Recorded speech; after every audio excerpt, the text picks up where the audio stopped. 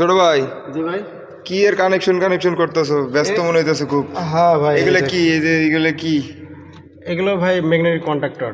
তো এত কেন? চারটে কেন? চারটে ভাই, এখানে একটা মোটরের জন্য, রিভার্স ফরওয়ার্ডের জন্য, ঠিক আছে? একটা দিয়ে দুটা মানে দুটা মিলাই একটা মোটর চলবে, মানে আচ্ছা রিভার্স আচ্ছা, মানে এক কথায় দুইটা ডল, একটা সার্কিট আর কি। একটা সার্কিট আর কি। আচ্ছা, রিভার্স আর ফরওয়ার্ড। এটা হলো ওভারলোড ভাই, দুইটা সার্কিটের জন্য দুইটা ওভারলোড। দুটো ওভারলোড। আর এটা সম্ভবত মেইন ব্রেকার না? মেন ব্রেকার, আর একটা কন্ট্রোল ব্রেকার। এটা কন্ট্রোল ব্রেকার। এগুলো কি তুমি নিজেই করছো কাজগুলো? হ্যাঁ, এগুলো নিজেই করছি তো আপাততই। মানে মাশাআল্লাহ, খুবই সুন্দর কাজ করছো, আলহামদুলিল্লাহ। আর এই যে এই জিনিসগুলা কিসের জন্য, এই নাম্বারিং গুলা?